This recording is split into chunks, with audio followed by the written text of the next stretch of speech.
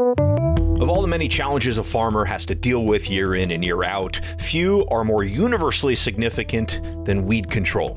Weeds are dynamic and adaptive, and tools to manage them are limited due to things like resistance and regulation. Greg Stewart started Geco to give farmers another tool, the ability to predict weed hotspots. This is the piece that we're really trying to get a handle on. Where are they the worst? Where's the weed seed bank the deepest? Can we start to kind of really beat it down so that it does not kind of contribute to the following season?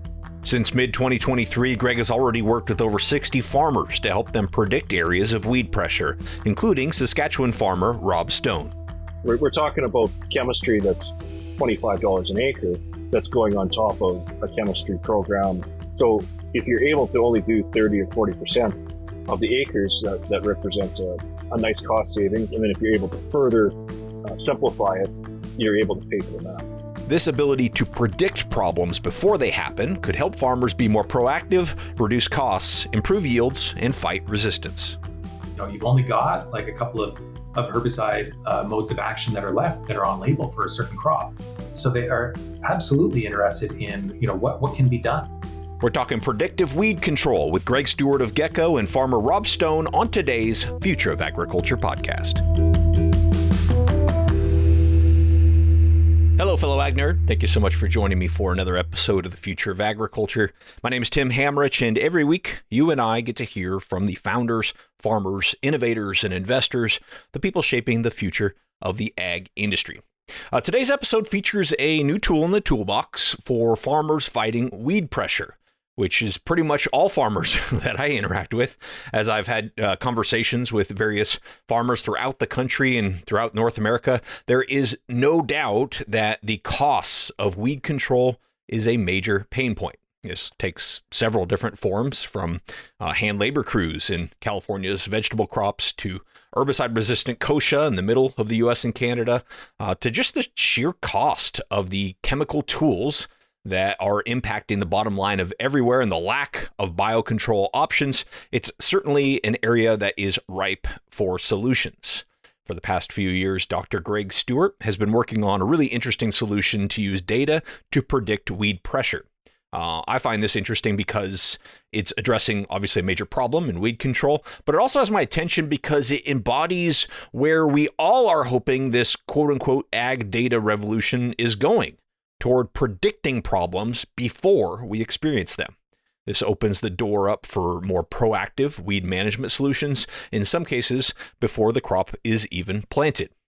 Greg's a listener of the show, and he's heard my requests over the years to not just feature founders of new technologies, but also the farmers that are trying those solutions. So he offered to connect me to Rob Stone. Rob was nice enough to join me for a short interview while in the cab of his tractor, so you're going to get his perspective as a customer of Geco as well.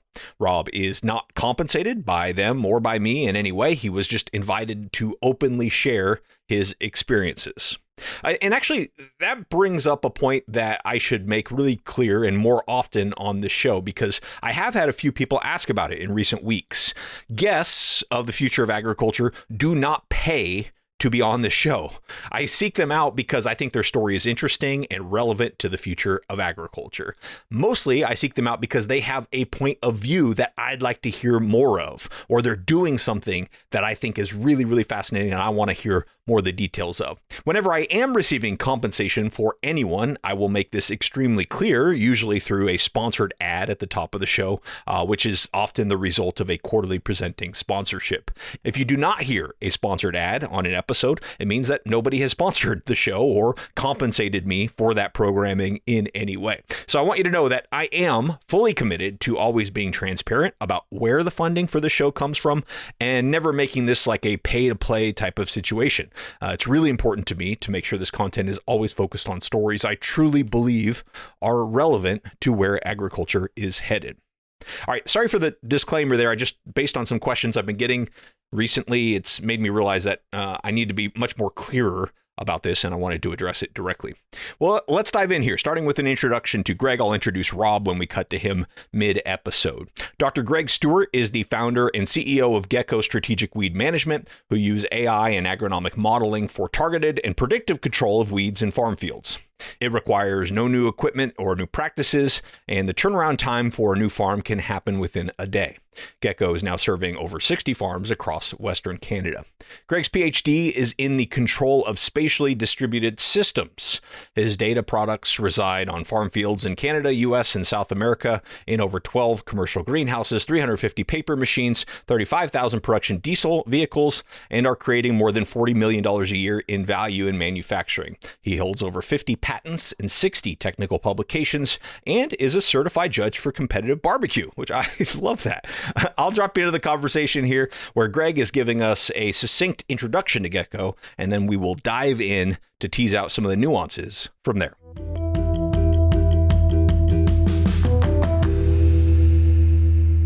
Really, what Geco is all about, we use data, AI, and agronomic modeling to do predictive control of weeds using the existing equipment at the farm.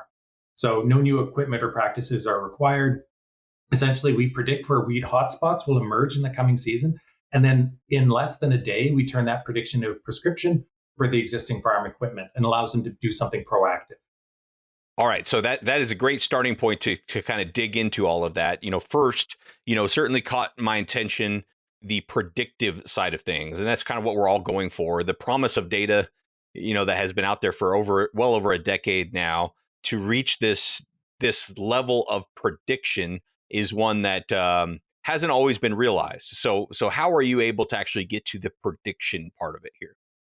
Yeah, it's interesting. Some of that is obviously proprietary, but I can give a high level picture for sure, no problem. So generally, to make a reliable prediction about where the weeds will emerge, we need actually quite a lot of information, right? So there's so many impacts from weather, crop rotation, and management that change the way the weed patterns appear in the field. So what we do, we go back over a 5-year history to get a sense of that weed population, right? So this includes data about the crops and the sprays, plus imagery. So we always use satellite, but when drone or optical spot sprayer is available, and that's, in the farms that we run into, a couple of percent, we'll have it, we will incorporate that into our modeling, right? Now, you're asking about prediction, and it brings up an important point. The data required, it really depends on the use case that you're addressing. For weed prediction, it's interesting. The scale of the data tends to be more important than the precision of it, right? Or the smallness of the resolution. So to make that prediction, you really need to be able to understand the early flushes, the late flushes of weeds, right? And even if satellite data is only available at a lower resolution, the frequency of that availability really makes it valuable to us. Now, on the other hand, if you're doing optical spot spraying, by contrast, that is a different problem, right? You have to see every weed in the field that's germinated on the day that you're out there making your pass and spray it, because your goal is to not get any weed escapes. So for that case, precision and accuracy of the system are the absolutely the most important aspects. And so if we are a farmer and we're like, okay, I'd love to be predictive with my weed management. You mentioned having 5 years of data, but you also mentioned no new equipment. So it sounds like I don't have to have that 5 years of data, but if I do have some, it would be helpful. What does that look like for me if I want to get started? So if you were to say, come to me with a field, you're absolutely right. So generally, Geco, we source that data, right? So the imagery, we get that ourselves. The data that we require from the farm, and sometimes we don't get it, right? But once we get it, it's a fairly small list of stuff that we pull together and we pull into the model. So what would end up happening is you would come to me and say that you wanted your field analyzed and a prescription for it. And we would find all of the imagery for it, build a field boundary. We would run that analysis. We would show you what the weeds have looked like over the last 5 years. And sometimes even that's interesting on its own. Is there a new patch? Are things getting worse, right? All that stuff. And then we would make a prediction about where the weeds are going to emerge in this coming year, and then provide you with just the simple prescription file, usually a shape file that gets dropped into your equipment. As Geco, we predict where those weeds will be, but the farm typically decides what the action will be. So we don't decide, say, which herbicide or the dosage, right? So, but those maps typically are used in herbicide applications. So whether it's liquid or granular is reasonably popular in Canada, less so in the US. And we do a lot of work with residual herbicides and soil applied herbicides, right? So there's very, very, very little targeted application of those already. And we're also seeing people use us in for seeding rates, either the cover crop or the main crop. You have a weed patch out there, bump up the seeding rate, and that creates some crop competition as a nice non-chemical way of fighting the weeds that are coming in there. And I should say, you're not restricted to any one of these, right? So weed control is not about silver bullets. It's about you're trying to take coordinated and changing action, right, to these things. Otherwise, weeds are pretty quick to adapt and will develop a resistance if you do the same thing over and over. And so I'm going to do this, in the fall before the season or the spring before the season, and get my predictive weed prescription and use it how I want, either through my seeding or through my residual herbicide program or otherwise. And if I'm already adopting new technology like spot spraying, like See and Spray or something like that, where does this fit in my program? Is there still a need for something like this? Yeah, so I'd say that it's interesting, like compared with what we're doing with spot spraying, it's really addressing two different aspects of the weed control problem. So quite often, actually, I should say that people are using Geco for something that is an additive control on their farm, right? And by that, I mean, since we make a prediction for where those weed patches will be, the farms may decide that they, especially for a residual herbicide, some of them are quite expensive on a per acre basis. They're deciding between either not putting it down versus putting it down in a targeted area. Say if something is going to cost you, say, $30 an acre, and you drop that price down to $10 an acre because you are only going to apply it to a third of the field that really needs it, this now makes it more economical. So in that sense, they're doing something new, and this only improves the weed control on the farm. Now, with the optical spot sprayers, right, and we collaborate with optical spot spray companies, right, so it's perfectly complementary. They typically frame the problem as something subtractive, where I am going to save X% of the chemicals on this spray pass, right? So they've got a slightly different version of the problem. It also is part of the reason why weed escapes are so important to track for them, right? Whereas people are often using us just to go out there and hit the worst hotspots. Sometimes these are considered to be mother patches of weeds that will supply weed seeds to other parts of the farm. So we really deal with kind of fundamentally different things, right, on the farm. And it's, I think in a few years, all of these things will have converged into a more optimal version of weed control. You won't hear people talking about them separately as much as you do today. Yeah. And specifically on the predicting the weed hotspots, if I'm going to play the role of a skeptic here for just a minute, I'm thinking, okay, if I'm a farmer, I kind of know where my weed problems tend to be, right? Like I've farmed this for years. I kind of see the weeds in the same area. How much more robust is this prediction going to be versus what my intuition already tells me where those weeds are a problem? It's interesting. We, a few of our farmers have been doing, spot application of these things, just from memory, right? I would say that, what we tend to find is as we do this, it's something that is, first of all, it's just a bit more systematic, and people will usually go around the edge of the field and they know where some hot spots are. As we produce these maps, we'll often find that, folks will say, well, okay, oh yeah, you got all the spots I knew about. No, right, I'm forgetting about that one over there. And we find it depends on a couple of things. So the size of the farm is one thing. As the farm gets big, it's harder to keep track of all of this stuff. And then there's another interesting phenomenon, which is it's not usually everybody who works on the farm who knows where those weeds are. So if you would like, say, a hired person to come in and do this, they won't know where those are, or maybe a family member who's dragged into the job, right, who is not familiar where those are. It makes it a lot more systematic that way. Well, you used a term I really liked earlier of dynamic systems, and certainly, weeds in a field are a dynamic system. In fact, they still exist today because they are so dynamic. We can't get rid of them once and for all. So, how much can data from the past help us make a prediction for the future? Aren't they going to adapt, and how can we account for how dynamic they are in these predictions?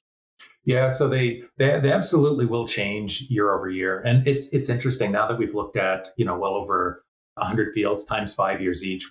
It's actually interesting. We're getting an insight into how these patterns develop over years that I don't want to say it's unique, but we certainly haven't run into anybody who's had that insight before, right? So what we're seeing in here is that we tend to get a couple of things about weeds, right? So over, say, a 5-year period, you tend to get kind of a dynamic structure mixed with a little bit of chaos, right?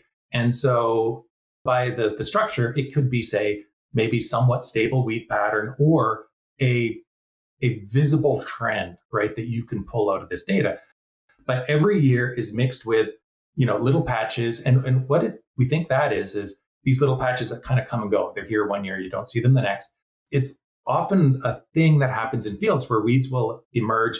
They will do their thing one year, but they don't really set up a weed seed bank underground, right? So on the other hand, that weed seed bank that is established underground is a relatively slow changing thing.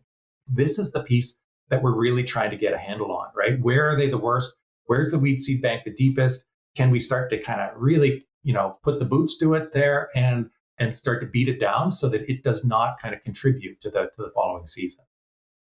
Well, could you share with us kind of some success stories, for lack of a better term?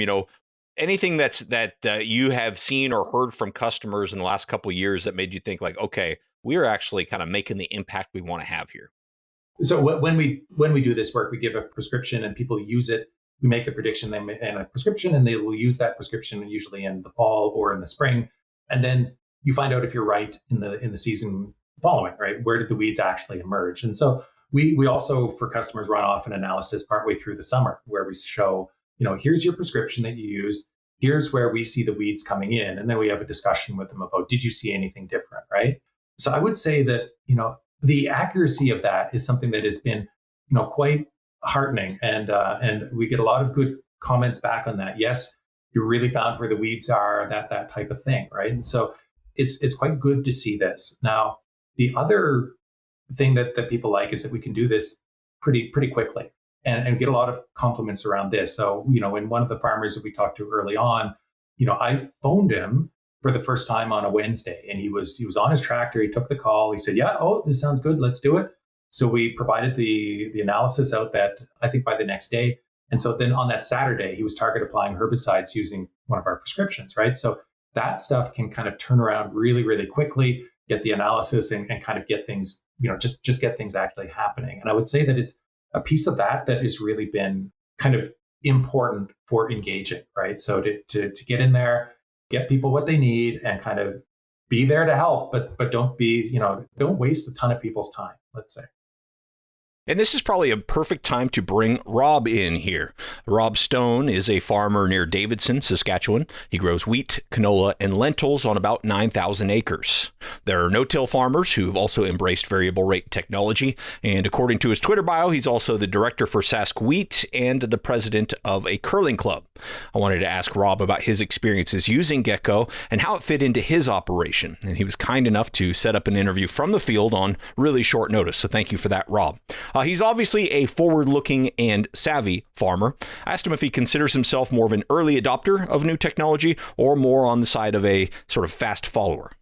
Probably a fast follower and no more. I mean, we've been involved with some projects with autonomous spraying and sensing sorts of things, but they were kind of on their own, sort of using our land to evaluate that technology. So it didn't, as long as we provided them a space to operate, we were relatively unaffected. So we've hosted some of those things. We've implemented variable rate into our farm for the last 15 years or so and kind of kept tweaking on those things. But we definitely weren't the first to implement it. But we certainly, even though, the adoption of variable rate in Western Canada is still a little bit lower than I would think it could be or should be. So that kind of puts us in that. That's one of the more major technologies, of course, GPS and auto steer and all those sort of standard things. We were probably mid-pack to adopt that in the early 2000s. Okay, sure.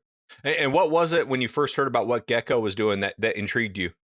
It kind of met up with something that I was trying to manually do already. So with certain herbicides, certain soil-applied herbicides for kochia control, almost specifically in mining, we want to kind of top up our chemistry so that we have a multi-mode of action happening in these spots to address the kochia issue in amongst other cultural practices with crop rotation and how you treat the land and looking at taking some of these areas basically out of production as well if they're not going to be useful for crop production, and grass outcompetes kochia fairly quickly. So you're looking at all of these strategies And so if we could base treat ethylfluralin, which is edge, on top of some other things that we've done in front of our canola crop, I felt that that might be the way to kind of get ahead of the kochia and reduce its seed bank. And I think that that kind of has worked out to the point where over the last couple of years, in amongst some better crop competition and other things, we were able to eradicate a lot of kochia for now.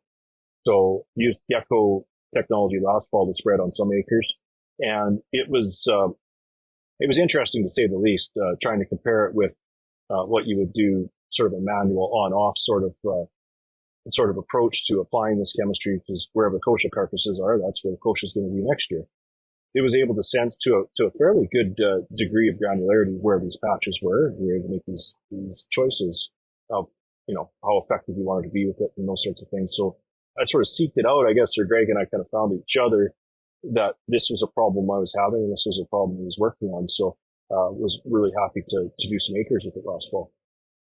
And you mentioned the granularity as opposed to kind of doing this manually. How much of a difference did that resolution make in your opinion?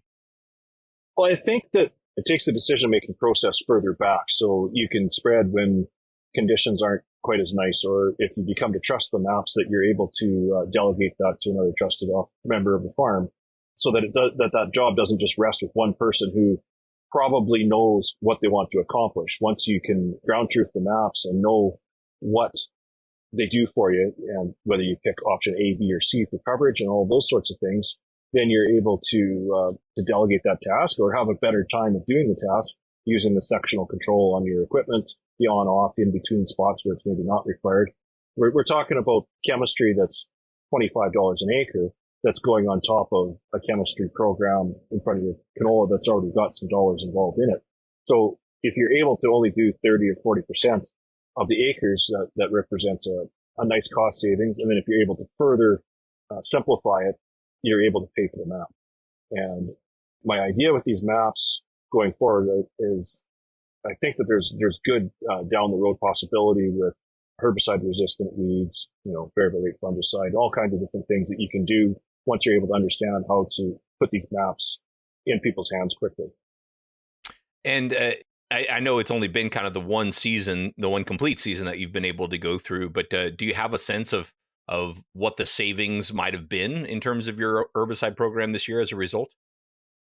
On the acres that we did, it was a smaller test, so it wasn't major acres. I'd say versus the on-off on the field that we did, I would say that it was probably 20% more effective at finding those spots, because it's not the only chemistry that is attacking that issue, because it's a residual chemistry. We've got our glufosinate that we use in crop as well. It's really tough in a good year to see if you had good results or not, but we didn't have any kochia this year. And I know in some of those bad patches we would have. So it's, I guess, some great at ideas and terrible at proving them. But if I'm the one paying the bills, I don't have to prove it to anybody else, which is nice. But if I'm trying to sell this to somebody else, or if somebody else, is paying me to develop some information, then it's a different story. So our side-by-side and proving ground is very, very story-based at this point on that particular end of things. Did anything about it, the experience so far, surprise you or not exactly align with what you expected to happen? Yeah, I think getting started, we had some expectations of how the mapping and stuff would work. We're working with our agronomist. I know how maps look in our John Deere equipment and all that sort of stuff. And so when you have a techie guy designs things, they design it how they think it should look. And so it looked different. It took a bit of time to kind of convert it to a usable form, but that was startup issues. And what I liked about that was that Greg was incredibly open with us and with our agronomist wanting to develop a product that is more user-friendly for farmers. So was able to address a lot of those issues just by saying that, this is what people expect for rates, and this is how they expect it to import and all those sorts of stuff. So that was all small detail stuff. I mean, as far as the information that goes into it and information gathering, that experience was good. And I imagine part of the hope here is that you can reduce that seed bank over time. We're only 1 year into it, so I'm sure you can't speak much to that yet. But is that what you kind of hope happens, that you start to see those hot spots, over time become more and more manageable? Exactly. If you concentrate a layered strategy onto something that's got a really short shelf life in the seed bank like kochia, you can see fairly immediate results. And if you're able to continue long term to address those areas with either maintenance, sort of standard practices. Like, so if you know that some of those spots you want to go back and top them up in front of your canola, or if you know in front of your lentils that you got to make sure and get your fall pre-emergent down in amongst some other practices, then you will, until we have an absolute blowout drought disaster again, where there's not enough crop competition and the kochia starts to make a comeback, blows off of your other fields or off the roadside ditches or whatever else. But, you manage what you can manage, and that's where kochia is a good one, because there is a significant amount of herbicide group resistance that's inherent with it. And so that's the danger, is that we've got group 4, group 9, group 2 resistant kochia identified. We're working on group 14 in some areas. In our area, group 9 glyphosate is the most prevalent, and certainly some concerns about group 4, and group 2 it's been resistant for forever to that as well. So bearing all of those things in mind, there's a significant risk with not being proactive with a weed like this, but there are some opportunities just with how kochia is in the seed bank. It's not a wild oat. It's not other seeds that last a long time in the seed bank. All right. Well, thank you again to Rob Stone for sharing his perspective there. But I do want to get back to Greg Stewart of Geco. Specifically, I want to talk about the return on investment of this technology and also what this means for the future of weed control. And on the return on investment, or ROI, part of the conversation, this one is a little bit trickier because you are trying to prevent a problem before it happens. So I wanted to get Greg's take about how he articulates the ROI to farmers. The easiest way to think about ROI, I would say, and it's not the complete way, but if you've got, let's say, if you're trying to make a decision between, say, applying a herbicide, and you're able to cut down the number of acres, the dollar value that you have to spend on the herbicide ends up being significantly reduced in a lot of the cases. So you have to create net value at the farm, right, for profitability, and Geco should provide the pricing should fit in underneath that, right, so that we don't create negative value. If you want to take a next step on that, right, now it requires thinking about the impact of that herbicide or the seeding rate on the yield. A little bit more complicated and indirect calculation, but weeds can easily have an impact of, say, 30% on yield, right, if you let them, and that tends to be quite large, right? So that in fact, that's the whole mental motivation for working with herbicides at all, I suppose, right? So generally, we try to understand the value that's getting created and then fit in underneath that, so that people should see a positive ROI on the first usage of us. None of this in 5 years you'll finally surface, right? So no, everything should be kind of pretty quick. Should get in and out of there. Should be frictionless to use us, and should be clear on the economics of it. And are they paying per prescription? And is this something they would just theoretically do kind of year in, year out? Yeah. So to get started, and typically when you start with a farm, nobody yet anyway has said, hey, here, come on in, get started on all 70 of my fields, right? So, usually we'll start with somewhere between 2 and 5 fields where people take a look at it and they want to see it working, et cetera. And then for that, we're charging just on a per acre basis, right? So that it pencils out with the herbicide costs, right, in that sense. Now, where we are looking to get to, right, as we start to automate things and things get easier. Now, you can start to look at a farm-wide subscription, right? So, Tim, you've got 75 fields, just load them all in, and then you can look at any of them, look at the 5-year weed history across all of them, and then say, oh, you know what? These 10 fields, they're full of weeds. We're just going to go hit them hard. These 15 or 20 fields are patchy and look like they could, they could work really well with a spot application or a targeted application of herbicide. And then maybe you've got some fields, I don't run into too many of them, that are so clean you don't have to worry about them, right? But that's kind of a rarity. One thing that strikes me about this is that you're adding a tool not only to, the decisions they're making in terms of herbicide, but you're also adding the ability to build their integrated weed management program a little bit. So you might be actually helping extend the efficacy of these herbicides, is what I'm saying. Have you heard any feedback to that end? Absolutely. People are top of mind is, we're running out of options in this crop, right? So you've only got like a couple of herbicide modes of action that are left that are on label for a certain crop.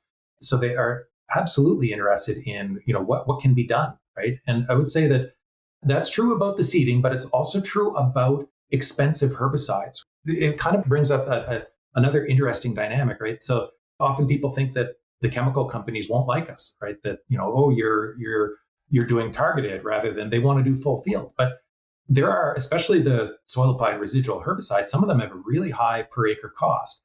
And so people are a little either reluctant or maybe that this field can wait a year, whatever. But now they're more interested in doing is say, oh, okay, well, I cut the price by 3.